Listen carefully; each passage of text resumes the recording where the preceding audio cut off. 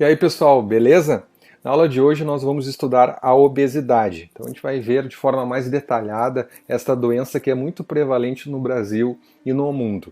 Tá? Então a gente primeiramente viu ali a parte de animação da obesidade, agora a gente vai entrar de forma mais aprofundada, principalmente na disfunção hipotalâmica relacionada então a hormônios que controlam a saciedade e a vontade de comer. Tá? Então, primeira coisa, antes de mais nada, ela é uma doença caracterizada pelo acúmulo de excesso de gordura corporal. Então, esse excesso de gordura corporal pode trazer diversos malefícios à saúde.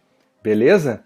Então, o excesso de calorias, as biomoléculas ingeridas, o que são essas biomoléculas? Carboidratos, proteínas, lipídios, elas vão ser convertidas e vão ser armazenadas no tecido adiposo. Meu Deus, o tamanho do bicho que eu tô vendo. Desculpe, mas é muito grande. Meu Deus. Eu não vou virar a câmera aqui para não... Mas bom que tá tudo fechado, não vou morrer aqui. Então, esse excesso de calorias dessas biomoléculas vão ser convertidas num mecanismo chamado de lipogênese e vai ser armazenado então no tecido adiposo, que tem ali o estoque de triglicerídeos, e uma pessoa obesa vai ter um estoque muito alto deste tecido adiposo contendo ali triglicerídeos. Então ela deriva de um desequilíbrio crônico entre a energia ingerida e a energia gasta. Então imagina que eu tenho uma balança, né, a quantidade ingerida e aqui a gasta. Então pesa é a palavra que eu achei agora. Pesa, né, em relação ao obeso, a quantidade que ele come, né, é muito maior do que ele gasta, então ele acaba estocando. Tá? Então não é causada, na maioria dos casos, simplesmente pela falta de vontade ou descuido do obeso. Como eu comentei, é uma disfunção hipotalâmica, ou seja, nesse controle de vontade de comer, né, está relacionado com a fome e a saciedade, que nós veremos. Um pouco sobre a epidemiologia, botei epidemia aqui, não deixa de ser, né, a epidemia da obesidade, mas aqui eu queria ter escrito epidemiologia. Então o número de obesos cresce de forma muito rápida no mundo inteiro.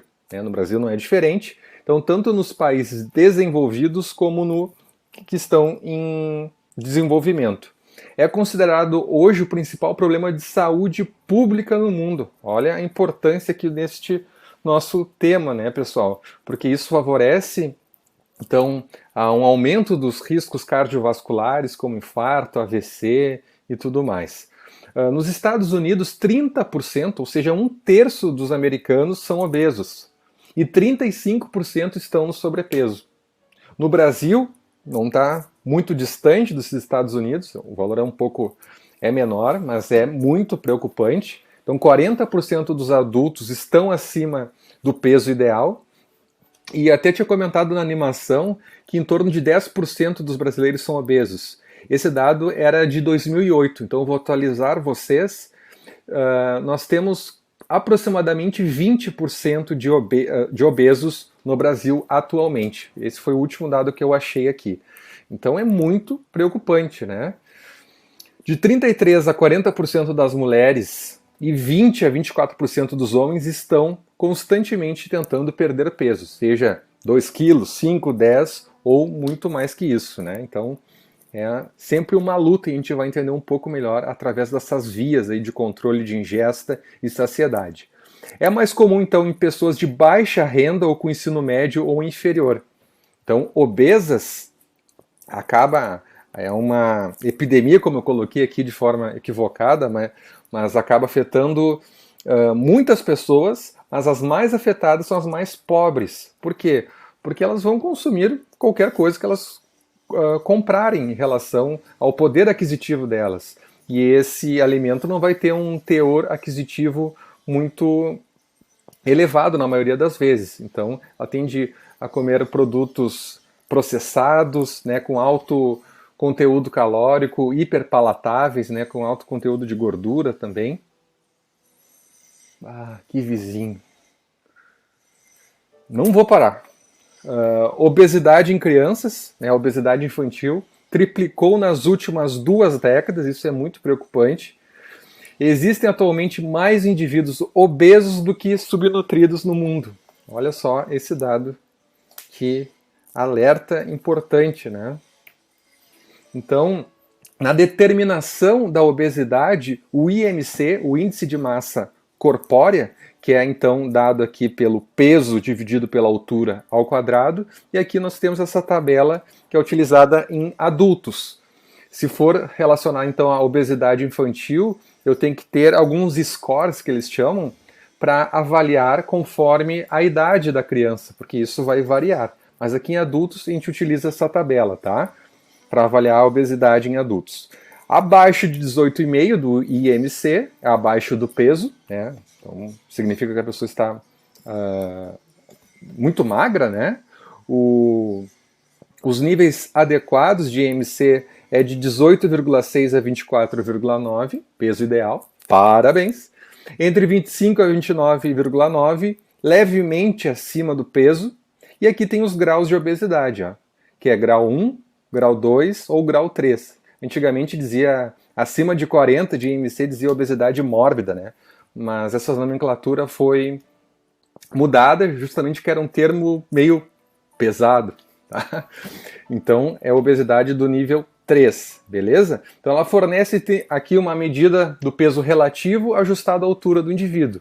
Obviamente vai ter algumas situações, como até já comentei em outros momentos, que a pessoa às vezes ela tem um índice de massa magra muito grande. Então ela tem, sei lá, 130 quilos, mas ela tem 2 metros de altura e ela tem muita massa magra. Então se tu fizer esse cálculo nessa pessoa especificamente hipertrofiada, vai aparecer aqui que ela é obesa, quando na verdade ela não é. Então tem que ter outras medidas, geralmente as medidas antropométricas, que tu consegue avaliar melhor a composição corporal. Bioimpedância, prega cutânea, até mesmo aqueles exames de densitometria, tu consegue avaliar a composição corporal, só que daí muitas vezes tu vai expor o paciente a uma radiação, então tem que avaliar muito bem isso. Então essas medidas, né, são bem úteis nesse sentido. Mas isso, na consulta, né, com o endocrinologista, ele já consegue averiguar, né, se realmente a pessoa é muito forte, por que ela está lá, se é outro distúrbio hormonal, ou se realmente ela tem visivelmente uma grande quantidade de gordura. A distribuição anatômica da gordura, nós temos essa forma ginecoide, que é um formato de pera, estão vendo aqui? Que tu acumula mais gordura na região aqui das nádegas e das coxas, e uma distribuição anatômica de gordura mais androide, que tem um formato que lembra aqui uma maçã.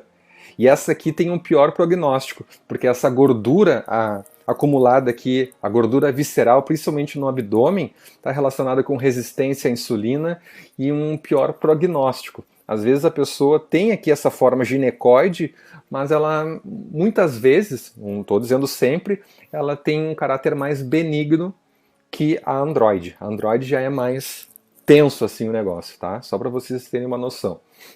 Então, essa androide em forma de maçã, ela tem uma gordura depositada predominantemente na região da cintura, a gordura visceral que eu comentei, e é um pior prognóstico, tá, pessoal? Então, está mais fortemente associadas com diabetes, infarto agudo do miocárdio, hipertensão arterial sistêmica, acidente vascular cerebral, etc.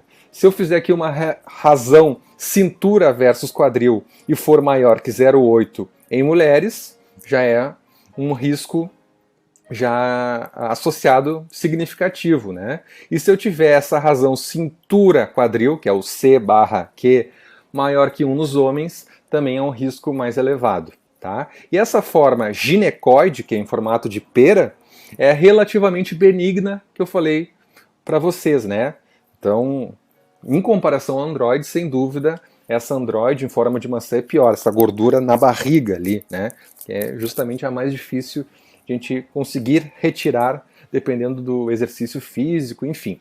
Bom, nós temos aqui uma razão cintura-quadril menor que 0,8 nas mulheres e menor que 1 nos homens. Então, se tiver fora desse perfil aqui, dessa razão, já é um sinal de alerta, né? Então, é só para vocês entender aqui a distribuição anatômica que pode ter essa obesidade. Bom, o número de células adiposas, então nós temos aqui, quando os triglicerídeos são inicialmente depositados nos adipócitos, eu vou ter um aumento do tamanho. Lembra que eu falei lá que os triglicerídeos, os TAGs ali, eles vão dentro do adipócito? Então, se eu começar a aumentar devido a uma maior quantidade ingerida de alimentos, né, eu vou formar mais triglicerídeos e eles vão aumentando o volume do adipócito. Isso eu chamo de hipertrofia. Não tem hipertrofia somente do músculo, tem da banha também, né, da gordura da célula que armazena gordura aí. E também não só armazena gordura, como secreta também hormônios, que a gente vai ver. A capacidade de uma célula adiposa de expandir-se, porém, é limitada, sendo que seu tamanho máximo é atingido. E daí ela sofre a mitose, ela se divide. E esse processo de aumento do número de células adiposas é chamada de hiperplasia. Beleza? Então, olha só esse dado aqui, ó. Uma vez presente, as células gordurosas não são mais perdidas. Eu posso aumentar de tamanho ou diminuir, mas eu não vou eliminar essa quantidade de células que foram formadas adicionalmente pelo processo de mitose. Tá? Então, se tu tem uma obesidade infantil, tu vai ter um aumento, hipertrofia e depois hiperplasia. Então, tu vai ter um monte de célula repleta de gordura. Tá, professor, mas a pessoa pode emagrecer? Pode. Só que ela não vai diminuir a quantidade de células adiposas, ela vai diminuir o seu tamanho. E quando eu diminuo o tamanho de uma célula, eu chamo de atrofia. Tá? Então, são adaptações celulares que acontecem. Ex-obesos, então, apresentam muitas células e muito pequenas, né? Porque elas vão encolher, elas vão diminuir, mas elas vão ficar ali presentes. Por isso que tem bastante, tá? Em primeiro lugar, então, se deve prevenir, desculpe aqui o erro, prevenir a obesidade, ok? Bom, então nós temos aqui, como eu comentei, um desequilíbrio entre a energia ingerida e a energia gasta. Então, eu tenho uma ingestão maior do que o gasto, que é o conceito aqui relacionado com a obesidade. E na regulação do peso corporal, eu tenho a chamada teoria lipostática. Interessante entender isso aqui, ó.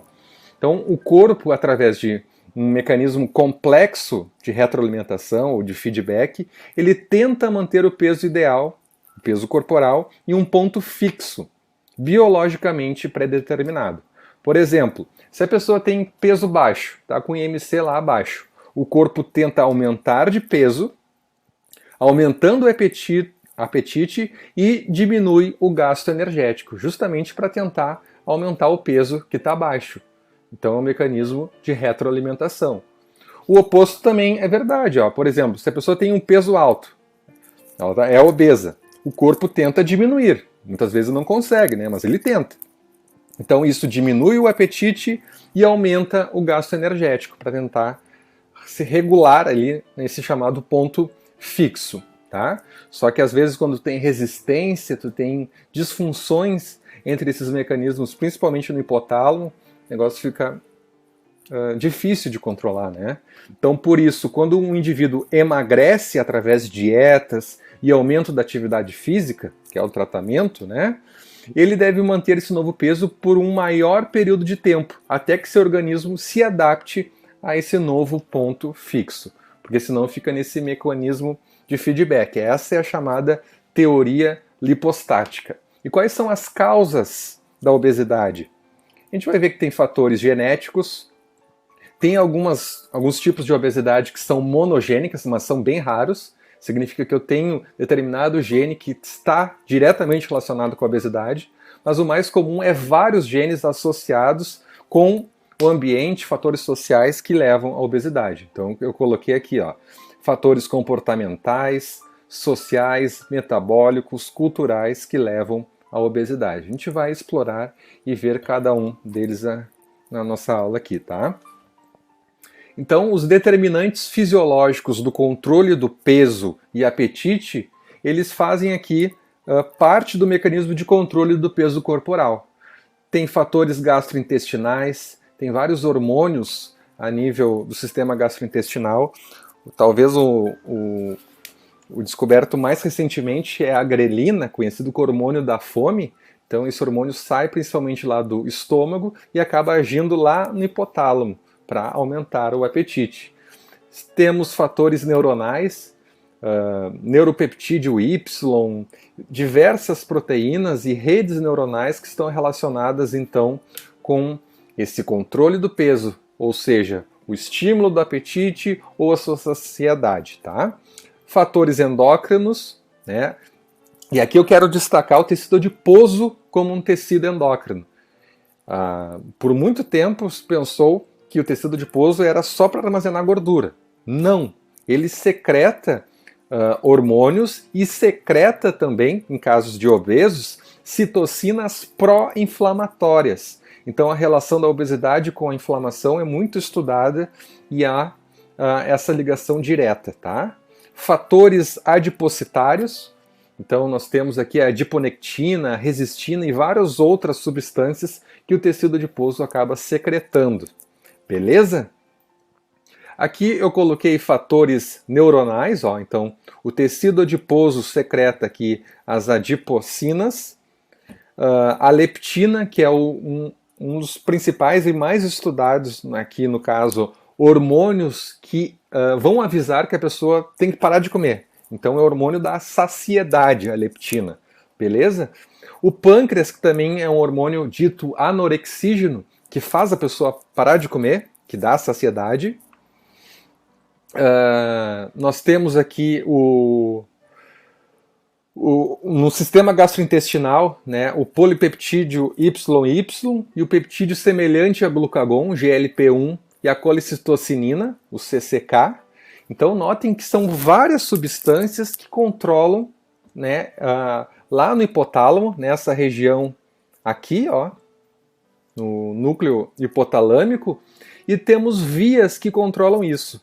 Nós temos as chamadas vias anorexígenas, que vão dar saciedade, e aqui embaixo, ó, vias relacionadas com a fome, o estímulo para a pessoa comer, né? Isso aqui fica no núcleo arqueado do hipotálamo. Beleza? Então a gente vai estudar essas vias, mas notem que é algo bem complexo essa regulação. Então por isso, atualmente, a obesidade é uma doença multifatorial e bem complexa, né, de entender. Então o papel do hipotálamo. Nós temos esses dois centros, o centro da fome e o centro da saciedade. Então nós temos uma interação entre essas duas áreas. O centro da fome, lá no chamado núcleo lateral do hipotálamo, a sua estimulação, em caso de experimentos em animais conscientes, evoca o comportamento alimentar. E sua destruição causa anorexia grave. A pessoa para de comer, no caso ali o animal, né? E fatal. Não sente mais nada de fome. Então, se eu tiver uma destruição dessa área aqui, eu não vou ter mais o hábito ali de ingerir alimentos, essa vontade. E o centro da saciedade, o chamado núcleo ventromedial, sua estimulação causa interrupção da alimentação, enquanto que sua destruição provoca hiperfagia. Então, o centro da saciedade é o estímulo ali, para de comer, já chega, né? Tá bom assim? E se eu tenho algum tipo de destruição, que é assim que se faz os experimentos, né, nessa região em animais, eu não tenho mais o centro da saciedade, porque ela foi destruída. Então eu vou ter hiperfagia, muita fome. Então, se a oferta de alimento for abundante, há síndrome então da obesidade hipotalâmica, tá? Então, o hipotálamo está diretamente relacionado com aquele conceito que eu falei lá da teoria lipostática, lembram? Do ponto fixo. O mecanismo de controle do hipotálamo, eu tenho ali o centro da saciedade e aqui o centro da fome. E esse centro da fome, né, que está relacionado à ingestão, eu vou ter aqui uma inibição após a ingestão de alimentos. Faz todo sentido, né? Uma pessoa normal, que não tenha esses distúrbios hipotalâmicos, esse centro da fome deve ser inibido após a ingestão de alimentos. tá? E dependendo geralmente alimentos nutritivos, né? Isso vai funcionar beleza, tranquilo. Agora, quando tu tem a alimentação, principalmente alimentos processados, hiperpalatáveis, excesso de calorias, esse centro da fome não é corretamente inibido, e daí não fica legal. E daí tu tem um fator aqui importante para a obesidade. Acredita-se que seja controlado, né, o hipotálamo, entre outros fatores, pela utilização de glicose pelas suas células. É como se fosse pequenos sensores. Aqui eu chamo de glicostatos, tá? Então, se eu tiver uma menor utilização de glicose, eu vou ter menor atividade e uma maior atividade do centro da fome. Então, pense o consumo de glicose pelas células hipotalâmicas. Se eu tiver uma maior utilização de glicose, essa glicose está vindo da dieta, certo? Eu vou ter uma maior atividade e eu vou ter uma menor atividade do centro da fome. Porque eu já tinha um monte de glicose que veio da dieta. Por que eu vou estimular o centro da fome para comer mais? Entendem? Então, esse glicostato acaba funcionando dessa forma, né? Pela utilização e consumo ali da glicose. Além do controle da utilização de glicose pelas células do centro da saciedade, existem outras substâncias que podem também atuar no hipotálamo e no controle do peso. Tá? Agora vamos estudar a leptina. Então ele é um hormônio produzido pelo tecido adiposo, que também, como eu comentei, é um órgão endócrino, proporcionalmente à sua massa. Se a pessoa tem muita gordura, ela é obesa, ela vai ter bastante leptina. Se ela for bem magrinha, ela vai ter pouca leptina. Mas não parece um pouco de paradoxo para vocês? Como assim, professor? Assim, ó, se a pessoa é obesa, ela tem bastante leptina. É o que está dizendo aqui, né? Proporcionalmente à sua massa. Bom, mas se a leptina é um dos principais hormônios anorexígenos que estão relacionados à saciedade, por que ele não está funcionando direito? Pensaram nisso? Se eu tenho bastante leptina, que faz a pessoa parar de comer, ela está alta, ou às vezes está normal ou está alta, dependendo ali do obeso, e, enfim. Por que ela não está funcionando? Por causa, muitas vezes, da resistência da leptina lá no hipotálamo. Então ela vai informar lá no hipotálamo sobre os níveis de depósito de gordura. Em humanos, a leptina diminui o apetite e aumenta a taxa metabólica. Tá? Então muitas vezes em obesos os níveis estão normais de leptina ou até mesmo aumentados, ok? Geralmente isso varia, né, dependendo do nível de obesidade, mas vamos pensar num obeso lá, obeso grau 2, os níveis de leptina geralmente estão elevados. E nesse caso, os níveis elevados não estão mandando esse sinal no hipotálamo para a pessoa parar de comer, tá? Por causa de uma resistência, ok? E isso geralmente está relacionado também a outros fatores, né? A insulina também é um hormônio anorexígeno, que faz a pessoa, opa, chega de comer, para de comer. E muitas vezes esses obesos têm resistência à insulina. Então a secreção de leptina é suprimida pela depleção de reservas, já que é proporcionalmente relacionada ali à sua massa, né, e aumentada pela expansão dessas reservas, estado alimentado. Então fica modulando, ok?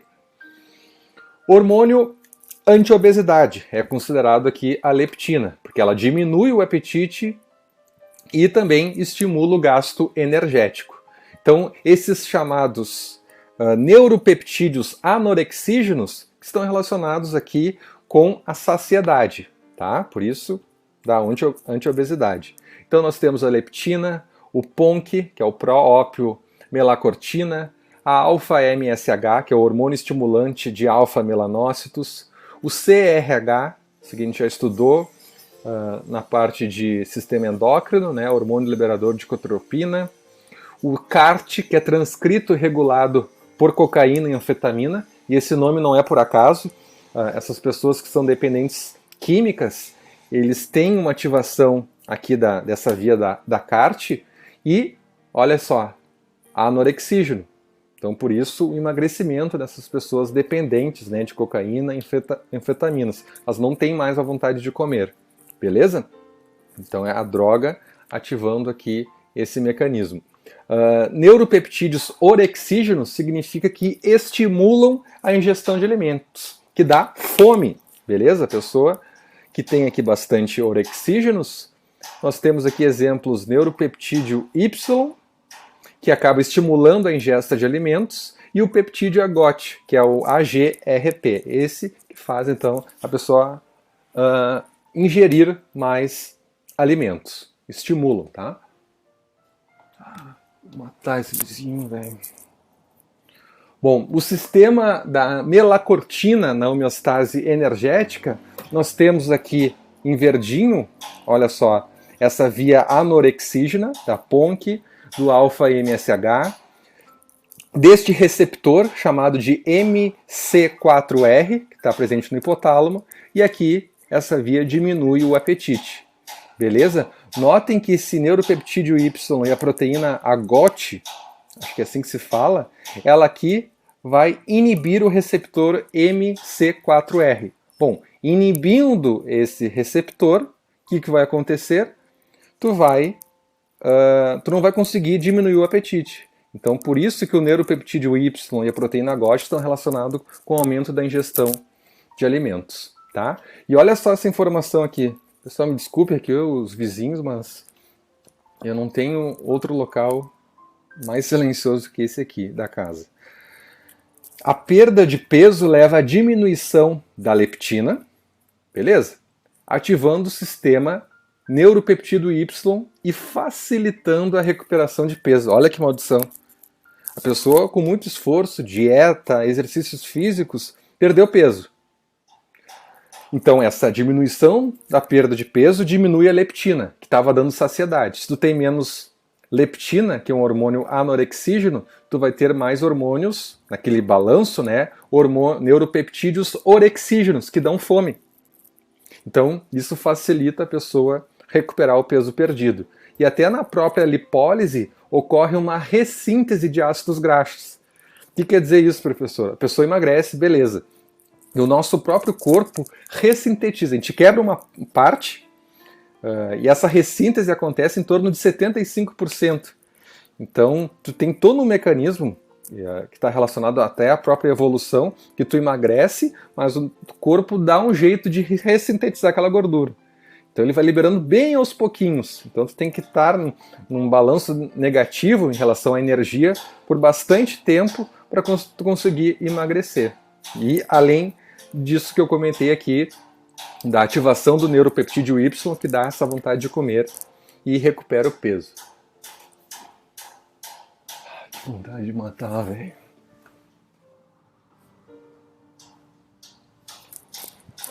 Desculpe. O efeito da deficiência da leptina para o desenvolvimento da obesidade. Olha só, esse experimento aqui marcou época na ciência, porque foi até ganhador do prêmio Nobel. Então aqui 2 camundongos apresentam a mesma idade, sendo que o da esquerda, gordão aqui, apresenta deficiência da produção do hormônio leptina, que dá saciedade, ele está deficiente. Então nós temos aqui um genótipo OB, né, os 2 alelos, e a mutação no gene da leptina. Então, perde peso ao receber injeções de leptina. Então, se eu tiver uma mutação nesse gene da leptina, eu tenho deficiência em informar ao hipotálamo para aquele animal parar de comer, né? Então, por isso ali que ele está obeso. E à medida que é injetado a leptina, ele acaba perdendo peso, porque daí dá o sinal, para de comer. E assim a gente consegue, no caso ali, a gente não, o animal, consegue emagrecer. Genótipo DB, que é a mutação no receptor. Lembra que eu falei da resistência e tal? Aqui eu vou ter uma mutação no receptor da leptina. Então os níveis plasmáticos de leptina estão normais e é o tipo de alteração mais comum. Geralmente 5% dos obesos ali eu tenho aquele caso que eu falei que eu tenho às vezes níveis normais ou até elevados de leptina, mas o problema está no receptor hipotalâmico.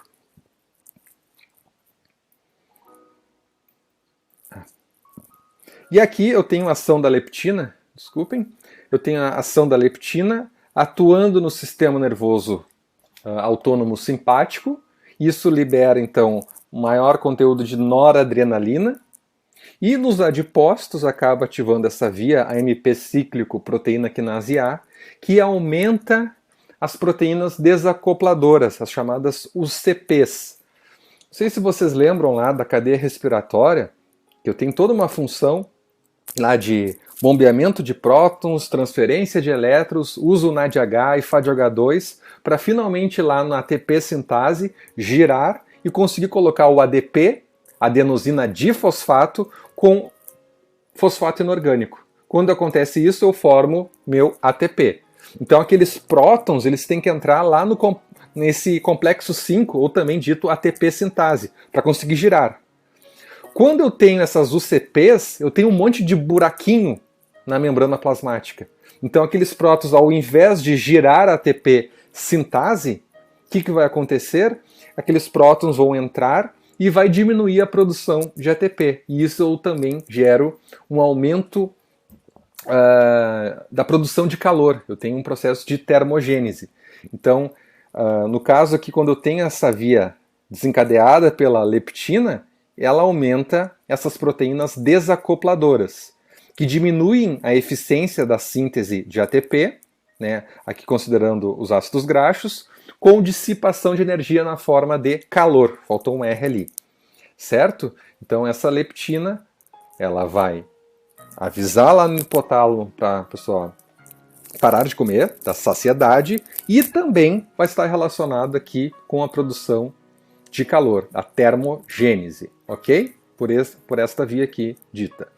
A adiponectina é um hormônio produzido pelo tecido adiposo. Ele tem aqui algumas ações que eu quero comentar com vocês. Regulação no metabolismo energético, ou seja, aumenta o consumo de ácidos graxos e glicose pela beta-oxidação, quebra lá de ácidos graxos e formação de ATP.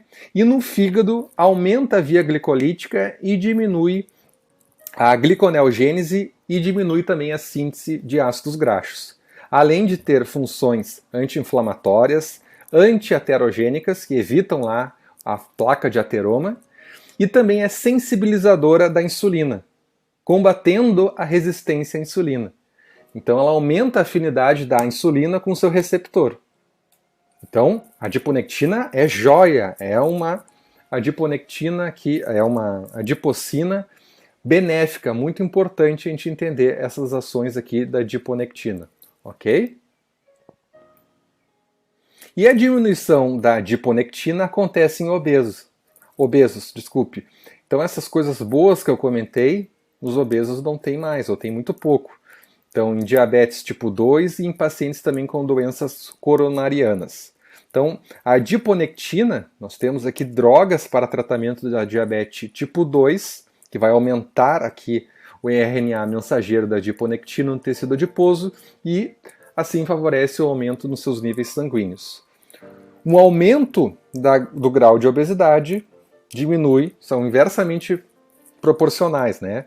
Bastante obesidade, diminuição da adiponectina, que tem esses efeitos benéficos. E pequena diminuição do peso pode aumentar esse valor de forma considerável, aqui de 40% a 60%.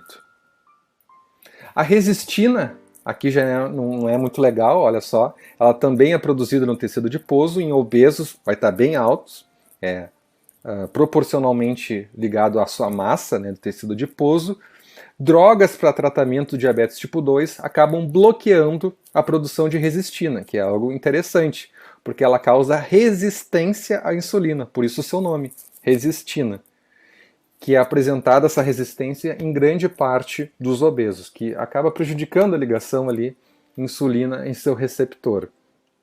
E aqui também existem outras substâncias importantes, como a interleucina 6, que é secretada também no tecido adiposo dessa mesma forma. Quanto maior a obesidade, maior a interleucina 6, que é uma citocina pró-inflamatória. Geralmente inicia o processo ali de inflamação. Nós temos também relacionados à obesidade fatores gastrointestinais. Por exemplo, a colecistoquinina, a CCK, que é um peptídeo liberado pelo intestino em resposta à presença de gordura e proteína no mesmo. Então acaba atuando lá no hipotálamo como um sinal de saciedade. E o peptídeo, ou polipeptídeo YY, é liberado ao final, né, do término da refeição, inibindo a atividade dos neurônios relacionados aqui com a fome, né, neuropeptídeos orexígenos, e estimulando a via da Pompe-Cart, que é aquela via anorexígena. Então esse peptídeo YY inibe essa parte aqui relacionada com o centro da fome e estimula a parte relacionada com a saciedade. Por isso que nós temos aqui a chamada via anorexígena. São vias que estão informando lá o hipotálamo a partir de fatores gastrointestinais para a pessoa parar de comer. Tá? Além desses dois comentados, eu tenho a amilina, o GIP, a insulina e a própria leptina que já foi mencionada. Tá? Então essa via anorexígena envolve aqui a Pompe e a Cart. Ok? Aqui agora nós vamos falar da via que estimula a pessoa a comer. A via dita orexígena. Tá? Então o principal hormônio aqui, no caso gastrointestinal relacionado com o aumento do apetite, é a grelina. Então ela é produzida predominantemente no estômago, estimula o apetite e funciona como um iniciador de refeição. Então atua lá liberando o neuropeptídeo Y no hipotálamo. A maioria dos obesos tem níveis diminuídos de grelina. Isso leva então a uma diminuição de peso induzida pela dieta, que de forma contrabalanceada que aumenta os níveis de grelina, aumentando o apetite. Então acabo tendo um desequilíbrio, né, em relação a este hormônio. Cirurgia do estômago diminui os níveis de grelina, já que ela é produzida no estômago. Então uma cirurgia bariátrica do fundo gástrico acaba diminuindo os níveis ali deste hormônio, que contribui para a diminuição do apetite. Então isso auxilia como um efeito redutor de peso. Ok? Então isso é importante a gente entender nesse contexto aqui. Nós temos outros hormônios relacionados aqui com o aumento do apetite e também redução da termogênese, que é a produção de calor, que é o MCH, orexina e a hipocretina. Predisposição genética. Aqui é um tema bem importante de entender, tá? Em um ambiente onde todas as pessoas se alimentam de maneira semelhante e praticam exercícios físicos nas mesmas quantidades, por que algumas são magras e outras gordas? Nós temos aqui o balanço energético, né? E depende 40% mais ou menos, é um valor alto, né, da herança genética. Olha só, a obesidade nas famílias. A coexistência de obesidade em vários membros de uma mesma família confirmam de vez a participação da herança genética na incidência da obesidade. Então aqui eu tenho pais, que não são obesos. O risco de obesidade para os filhos é em torno de 9%. Pais que apenas um é obeso. Eu tenho aqui chance de 50%. E os dois obesos, eu tenho o risco de obesidade em torno de 80% para aquele filho. Então tem uma herança genética forte. Crianças adotadas frequentemente apresentam um peso corporal que se relaciona aos seus pais biológicos e não com seus pais adotivos. Aqui já está a influência dos hábitos de vida, né, da alimentação, enfim, prática de exercícios. Gêmeos idênticos possuem índice de massa corpórea muito semelhantes, sejam criados juntos ou separados, mas uma evidência aqui da importância da herança genética na incidência da obesidade. Então a influência de muitos genes, né, de vários fatores genéticos na obesidade, está relacionada a esta patologia. Então, é raro uma herança monogênica, eu até comentei ali da leptina ou do seu receptor, mas é na minoria, em torno de 5%. Então ela é uma doença complexa, poligênica e multifatorial. Então, Nós temos fatores sociais, culturais, a própria alimentação, relacionando isso com a influência de vários genes.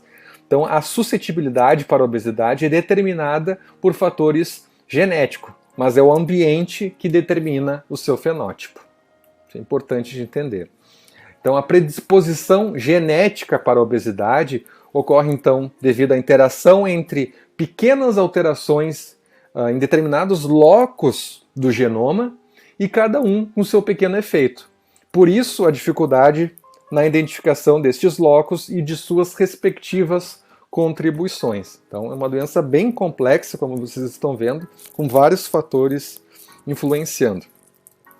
Então, a genética está relacionada com a manutenção de um peso corporal estável e também os mecanismos associados à genética da obesidade está na codificação de moléculas relacionadas com a regulação do apetite, que a gente viu anteriormente, na variação do metabolismo basal e na regulação da utilização metabólica desses nutrientes energéticos para suprir a demanda do nosso corpo. Então, a procura do gene da obesidade tem resultado da descoberta de fortes candidatos, de pelo menos 26 locos cromossômicos relacionados ao peso. Já foram identificados em seres humanos e 98 em modelos animais. Então, seria mais fácil, né? Esse é o gene que determina a obesidade. Ponto. Seria muito mais fácil entender a influência genética em relação a um gene, mas não é o que acontece na verdade. São vários genes e ainda nós temos aí o fator ambiental associado. Então a rede de vias neuroquímicas hipotalâmicas que controla a ingestão e o gasto energético, já tem aqui alguns genes discutidos até mesmo nessa aula, né, do OAB, da leptina, que são mutações mais raras, o DB, que é o receptor da leptina, a proteína GUT, o POMP, que é o proópio melacortina, aquele receptor, né, o MC4H, o gene do receptor 4 da melacortina, e o PC1, que é o pró-hormônio convertase, que vai transformar o POMP em alfa-MSH. Beleza? Se eu tiver algum tipo de mutação aqui no receptor, está relacionado com obesidades severas, em torno de 5% desse tipo de alteração. Que eu coloquei como importante que ser portador de uma predisposição genética, mencionada anteriormente, para a obesidade, não significa estar condenado a ela. Muito importante ter isso em mente. Apesar da obesidade ter fortes fatores genéticos determinantes, a composição genética da população ainda não se modificou tão rapidamente. O enorme crescimento no número de obesos no mundo reflete, portanto, mudanças nos fatores não genéticos, né? Hábitos de vida e tudo mais. Mesmo em indivíduos com genes de suscetibilidade, a obesidade pode ser contornada com uma alimentação saudável e exercícios físicos.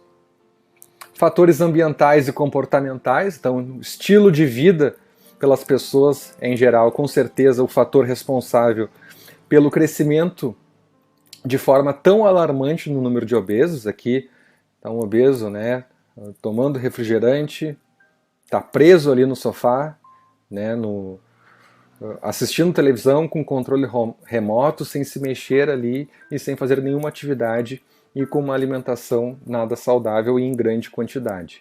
Então, são características aqui da sociedade moderna: sedentarismo, grande oferta de alimentos calóricos, hiperpalatáveis, associados à mídia, né? A gente nem precisa dizer aqui as marcas de fast foods, todo mundo sabe, feitas por essas indústrias, né? Até às vezes um apelo muito forte para as crianças, no caso do McLanche Feliz e tudo mais. Então isso está diretamente relacionado à obesidade. Aqui vocês notam a obesidade infantil, né? Mas a obesidade como um todo. O estresse também está relacionado à obesidade. Às vezes a pessoa está estressada, aumenta lá os níveis de cortisol relacionados com a amígdala, que é uma região do nosso cérebro. Funciona como um gatilho e isso influencia também uma maior ingesta calórica. A pessoa acaba compensando no alimento e geralmente não são esses alimentos nutritivos. Facilidades da vida moderna, né? Se te comparar a nossa geração aqui dos nossos avós, né? Não tinha essas modernidades todas disponíveis, né? Uso de elevador em vez de escadas, controle remoto, a pessoa, sei lá, tinha rádio, sei lá, ia, se levantava, apertava o botão, olha lá. Vidros elétricos, era maçaneta, maçaneta que se diz? Fugiu a palavra, não é maçaneta, é negócio de vidro que não é elétrico, tá? Fugiu a palavra aí, tá? Então, são características aí da sociedade moderna que levam um fator bem importante relacionados à obesidade. Patologias associadas, lembram lá no início da aula que eu comentei que tem diversos riscos, malefícios à saúde? Pois então, além das alterações psicoemocionais decorrentes da obesidade, como vergonha, diminuição da autoestima, depressão, entre outros, o IMC elevado está fortemente associado com o risco de diversas alterações, como hipertensão arterial sistêmica, infarto agudo do miocárdio, hipertrofia em relação ao coração, diabetes tipo 2, acidente vascular cerebral, neoplasias, dislipidemias, aqui diminuição do HDL, colesterol bom, e aumento do VLDL, que é produzido no fígado e pode dar origem ao colesterol ruim, o LDL. Doenças do aparelho digestivo, como cirrose, cálculos biliares, distúrbios do sono, como a apneia do sono. E os tratamentos estão relacionados aqui com uma dieta saudável e prática de exercícios. Então, a melhor maneira de prevenir ou curar a obesidade é através disso. Então, além do emagrecimento, esses hábitos saudáveis previnem uma série de outras doenças, retardam o envelhecimento, aumentam a autoestima e sensação de bem-estar, o aumento da qualidade psíquica, né? Aumento da alegria. E aqui estão as referências utilizadas para essa aula. Feito, pessoal? Desculpem aí o barulho, mas o meu vizinho é fogo. Até mais!